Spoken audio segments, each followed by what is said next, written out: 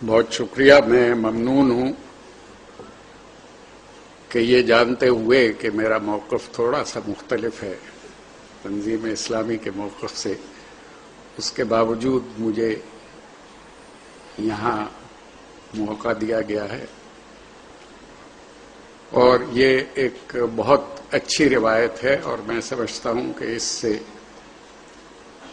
علم میں بڑھاوا ہوتا ہے. مختلف نقطۂ نظر کو سننے سے، اس پہ غور کرنے سے اور اس پہ گفتگو کرنے سے مکالمہ جاری رہنا چاہیے. ابھی میرے محترم سینئر کولیگ ڈاکٹر ظہور اظہر یہاں بات کر رہے تھے، بہت تفصیل سے انہوں نے بات کی، جس کو انہوں نے مختصر کہا. اس میں انہوں نے جتنی باتیں کی ان سب کا تعلق آج سے 1000، 1200، 800، 900 سال پہلے کی تاریخ سے ہے. ہمارا مسئلہ آج کا ہے، 2006 کا اور آنے والے وقت کا، 21ویں صدی کا. سوال یہ پیدا ہوتا ہے، جو کچھ ڈاکٹر اظہر صاحب کہہ رہے تھے، اگر اس پر غور کریں آپ، کہ اگر ہم اتنے آگے تھے اور اتنے سرفراز تھے تو آج ہم اتنے پیچھے کیوں ہیں؟ غور طلب مسئلہ یہ ہے کہ اس وقت کیا وجوہ تھی جس کی وجہ سے آگے ہو گئے تھے، اور آج کیا وجوہ ہیں جس کی وجہ سے ہم دنیا میں سب سے پیچھے. اور جب میں ہم کہتا ہوں تو اس میں تمام دنیا کے مسلمان ملک اور مسلمان آبادی شامل ہے، جس کی تعداد 1 ارب سے زائد ہے. موضوع تھا آج کا روشن خیالی کا پیوند نظام تعلیم میں. ظہور اظہر صاحب نے اس پہ صرف اس میں رقص اور موسیقی کا ذکر کیا، باقی روشن خیالی کا ذکر انہوں نے نہیں کیا. روشن خیالی کی اصطلاح ایک تو سیاسی ہے، جن معنوں میں آج کل استعمال ہو رہی ہے. جنرل پرویز مشرف صاحب نے کیونکہ استعمال کی ہے، تو وہ تمام لوگ جو جنرل پرویز مشرف کے مخالف ہیں یا ان کے انداز حکومت سے اتفاق نہیں رکھتے، ان کے خیال میں روشن خیالی کا نعرہ بھی ان کا ایک سیاسی نعرہ ہے، اور اس کی کچھ سیاسی وجوہ ہیں، کچھ ضروریات ہیں ان کی، جس کی وجہ سے انہوں نے وہ نعرہ لگایا ہے. میں ذاتی طور پہ روشن خیالی کو سیاسی نعرے کے حوالے سے نہیں دیکھتا. روشن خیالی ہر دور میں اس کی تحریک رہی ہے، اور وہی معاشرے آگے بڑھتے ہیں جو روشن خیال ہوتے ہیں، جو روشن خیالی کو اپناتے ہیں. اگر آپ روشن خیالی کو جنرل پرویز مشرف سے الگ کر کے دیکھیں یا آج کے سیاسی حالات سے الگ کر کے دیکھیں، تو آپ اس نتیجے پہ پہنچیں گے کہ کسی بھی معاشرے کی ترقی کے لیے، کسی بھی معاشرے کے سرفراز ہونے کے لیے اس کا روشن خیال ہونا ضروری ہے. جو معاشرے روشن خیال نہیں ہوتے وہ معاشرے ختم ہو جاتے ہیں، وہ معاشرے مٹ جاتے ہیں.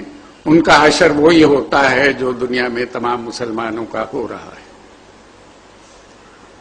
روشن خیالی کا مطلب ہے وقت کی رفتار کو پہچاننا اور اپنے آپ کو اس کے مطابق چلنے کے قابل بنانے کو روشن خیالی کہتے ہیں. دنیا میں بے شمار روشن خیالی کی تحریکیں چلی.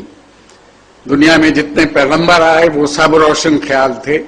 انہوں نے جو اس وقت کے ایگزسٹنگ معاشرے تھے ان میں جو خرابیاں تھیں، ان میں جو برائیاں تھیں، ان میں جو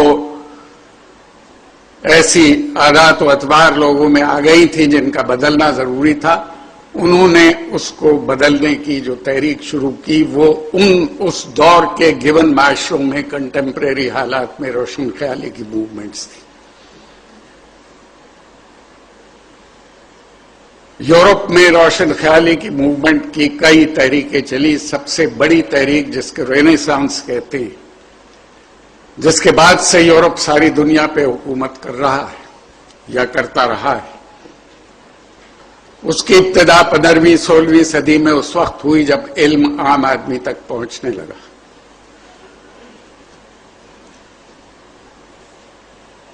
اور اس علم کا پہنچنا پرنٹنگ پریس کی ایجاد سے ریلیٹڈ تھا، کیونکہ پرنٹنگ پریس کی ایجاد ہونے سے پہلے علم زبانی پہنچا کرتا تھا لوگوں تک. نئے خیالات، نئے آئیڈیاز، نئے فلسفے زبانی لوگوں تک پہنچتے تھے. اور تاریخ اس بات کی گواہ ہے کہ ہر حکمران نئے خیالات اور نئے فلسفوں کا مخالف ہوتا ہے، کیونکہ نئے خیالات، نئے فلسفے ان کے اقتدار کے لیے خطرہ ہوا کرتے. تو جب زبانی علم ترسیل کیا جاتا تھا، جب زبانی لوگوں تک پہنچایا جاتا تھا، اس وقت اس کا روکنا حکمرانوں کے لیے بہت آسان تھا. حکمران ایسے شخص کو جیل میں ڈال کے بھول جاتے تھے، مدتوں جیل میں پڑا رہتا تھا. اس کے بعد کوئی عقل مند وزیر، آج کل بھی بہت سے وزیر عقل مند ہیں ہمارے حکمرانوں کے، کوئی عقل مند وزیر کہتا تھا کسی خوشی کے موقع پہ بادشاہ سے کہ اس شخص کو رہا کر دو. اور اگر کوئی زیادہ خوش قسمت ہوتا تھا روشن خیال آدمی تو بادشاہ ان کو قتل بھی کرا دیتے تھے. بہت سے ایسے ہماری تاریخ میں اور دنیا کی تاریخ میں شواہد موجود ہیں. سقراط کو اس لیے موت کی سزا دی گئی تھی کہ اس وقت کے حکمرانوں کا خیال تھا کہ یہ نئی نسل کو گمراہ کر رہا ہے، نئے خیالات دے رہا ہے جو ان کے اقتدار کے لیے خطرہ ثابت ہوں گے. چنانچہ جب پرنٹنگ پریس کا استعمال شروع ہوا تو یورپ میں چرچ نے اور بادشاہ نے، جن کا دونوں کا آپس میں گٹھ جوڑ تھا اور ہمیشہ ہوتا ہے اقتدار کے لیے، انہوں نے پرنٹنگ کو حکومت کے خلاف بغاوت قرار دیا اور اس کی سزا موت پائی. 1664 تک کتابیں چھاپنے کے الزام میں یورپ میں موت کی سزائیں دی جاتی رہیں. انگلستان میں آخری موت کی سزا کتاب چھاپنے کے الزام میں 1663 میں دی گئی تھی. جس کتاب میں یہ کہا گیا تھا، کتاب پہ لکھنے والے کا نام نہیں تھا، اس میں یہ کہا گیا تھا کہ بادشاہ عوام کے سامنے جواب دہ ہے اپنے عمل کے لیے، اور اگر وہ جواب دہی سے انکار کرے تو عوام کو یہ حق حاصل ہے کہ وہ اس کے خلاف ہتھیار اٹھائیں اور اس کے خلاف بغاوت کر دیں. پبلشر سے اس آتھر کا نام پوچھا گیا، اس نے آتھر کا نام بتانے سے انکار کیا، چنانچہ پبلشر کو موت کی سزا دی گئی. یہ 1663 کا واقعہ ہے. اس پبلشر کا نام جان ٹوائن تھا اور اس کو ایک فل بینچ نے، سٹار چیمبرز کی مشہور عدالت نے انگلستان کی، متفقہ طور پہ موت کی سزا دی، جس پہ عمل ہوا. یہ آخری موت کی سزا تھی کتاب چھاپنے کے الزام میں. لوگ سزائیں بھگتتے رہے اور نئے نئے فلسفے، نئے نئے سوچ، نئی فکر کو عام آدمی تک پہنچاتے رہے. اس سے پہلے علم عام آدمی کے لیے نہیں تھا. بادشاہ اپنے بچوں کو پڑھانے کے لیے محل میں اور حویلیوں میں تعلیق رکھ لیا کرتے تھے. برہمن علم حاصل کرتا تھا اور لوگوں کے لیے علم کی باتیں بتاتا تھا، اور معاشرہ اس کے روٹی روزگار کا، اس کے کپڑے کا، اس کے زندہ رہنے کا بندوبست کرتا تھا. باقی لوگوں کے لیے علم ضروری نہیں سمجھا گیا تھا 5000 سال پہلے ہندوستان میں. صرف برہمن کا یہ حق تھا کہ وہ علم حاصل کرے. آپ دیکھتے ہیں کہ ہمارے ہاں ہندوستان میں جو باہر سے ہمارے حملہ آور آئے اور جنہوں نے فتح کیا ہندوستان کو، بہت بڑے بڑے بادشاہ، ان کے بے شمار آثار آپ دیکھتے ہیں. قلعے ہیں، مسجدیں ہیں، مندر ہیں، گردوارے ہیں، باغات ہیں جہاں وہ سیر کیا کرتے تھے. ان کی بیویوں کے، ان کے اپنے مقبرے ہیں، ان کے پالتو جانوروں کے مقبرے ہیں. ہمیں کسی اسکول، کسی اسپتال کا کوئی آثار ان بادشاہوں کا بنایا ہوا نظر نہیں آتا، کیونکہ ریاست کی ذمہ داری نہیں سمجھی گئی تھی علم دینا. تو جب کتاب نے مقبولیت حاصل کی یورپ میں، باوجود تمام تر سخت ترین سزاؤں کے، ہاتھ کاٹنے کی سزا، کان کاٹنے کی سزا اور موت کی سزا، اس سے جب علم عام آدمی تک پہنچا تو اس علم کی تحریک کو رینیسانس کی تحریک کے نام سے ہم تاریخ میں جانتے ہیں، اور لوگوں نے بادشاہ کے اختیارات کو چیلنج کر دیا۔ اس کے بعد اس تحریک نے ایک انڈسٹریل ریولوشن کو پیدا کیا، جس نے ایک ایسا معاشرہ تشکیل دیا جس میں میرٹ کی اور ٹیلنٹ کی قدر تھی، کیونکہ اس سے پہلے کا کئی ہزار سال کا معاشرہ جو تھا وہ صرف ایگریکلچر پہ اکتفا کرتا تھا، اور ایگریکلچر کا دار و مدار قدرت کی فورسز پہ ہے۔ اگر بارش نہ ہو، خشک سالی ہو، ابھی ڈاکٹر ظہور اظہر فرما رہے تھے کہ جب بارش نہیں ہوتی، پانی کم ہوتا ہے تو اللہ تعالیٰ پانی دے دیتا ہے، تو جب بارش نہیں ہوتی، خشک سالی ہوتی ہے، تو ہم بھی اللہ تعالیٰ ہی سے دعا مانگتے ہیں نماز پڑھ کے۔ ہندو اپنے دیوتا کے سامنے پوجا پاٹ کر کے بارش کی دعا مانگ رہا ہے۔ ہم بارش کروا نہیں سکتے، ہم صرف دعا مانگ سکتے ہیں۔ اس لیے دعا مانگنے کے لیے کسی میرٹ اور ٹیلنٹ کی ضرورت نہیں ہوتی، لہذا اس معاشرے میں میرٹ اور ٹیلنٹ کو ریکگنائز نہیں کیا جاتا تھا۔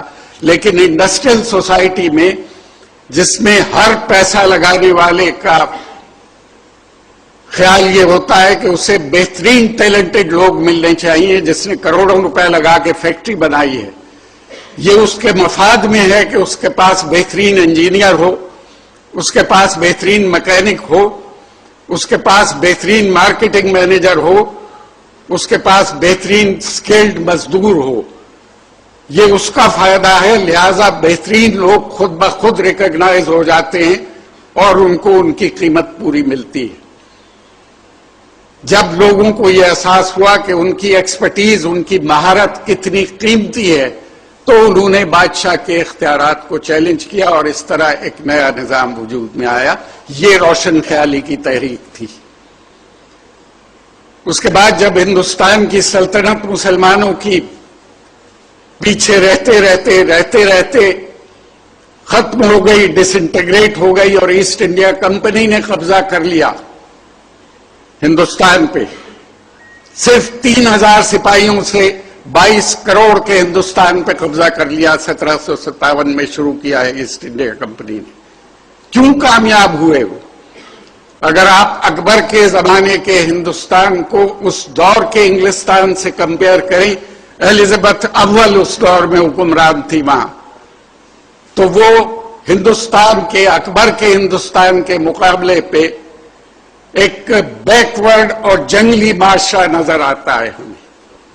اس دور کا انگلستان یورپ کے نقشوں میں نہیں دکھایا جاتا، اور اگر آپ ماہرین سے پوچھیں کہ انگلستان کا جزیرہ اس نقشے میں نہیں ہے، تو وہ یہ کہیں گے کہ اس کی اتنی اہمیت نہیں تھی، اور اتنا چھوٹا جزیرہ تھا کہ اس کو دکھانے کی ضرورت نہیں تھی۔ سی پائرٹس کا جزیرہ سمجھا جاتا تھا، سمندری لٹیروں کا جزیرہ۔ وہ دور انگلستان کا سنہری دور سمجھا جاتا ہے، اکبر کا دور ہندوستان میں سنہری دور کہا جاتا ہے۔